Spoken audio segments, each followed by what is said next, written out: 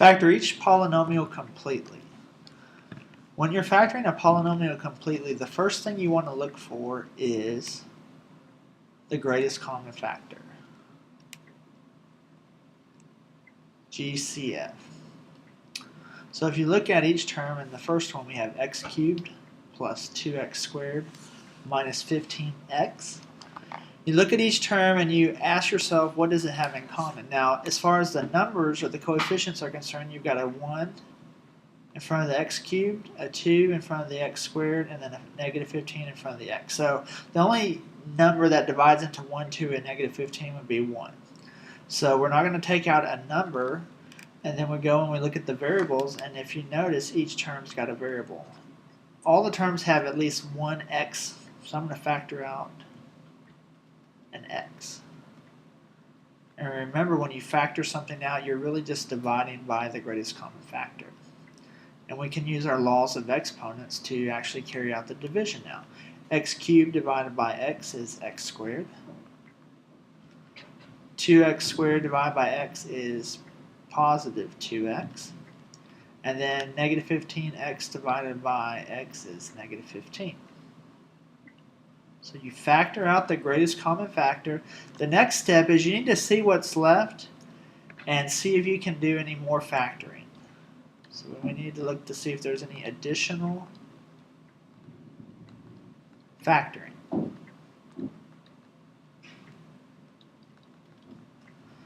So you look at x squared plus 2x minus 15, you need to ask yourself, can that be factored?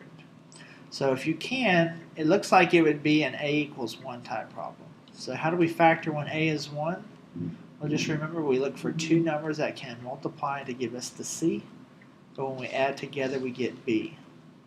So b is 2, and then the c is negative 15. So two numbers that multiply to give me negative 15 but add to give me 2. That would be positive 5 and negative 3. So I can factor x squared plus 2x minus 15. That factors down to x plus 5 and x minus 3. And don't forget at the end, our greatest common factor, we need to bring that down. And then we look at these three factors. Can they be factored down any further? No, they cannot. There's not a greatest common factor for each factor. They're in simplest terms, so we're done.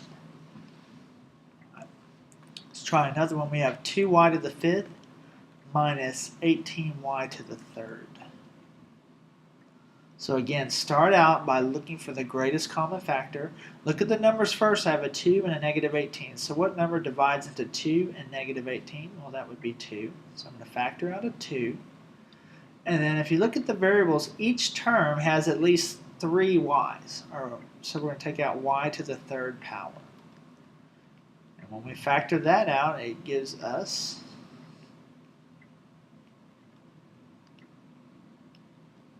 y squared minus 9. So first thing you need to do is factor out the greatest common factor. Next, you need to look at what's left and see if you can factor some more. And I'm looking at y squared minus 9, and that should look familiar to you. You should notice that is a difference of squares.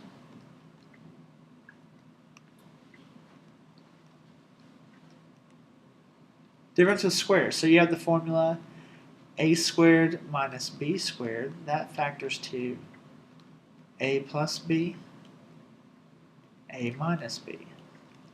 So y squared would be y, and 9 is 3. You just take the square root of each term. So I'm going to have y plus 3, y minus 3. That up a little bit.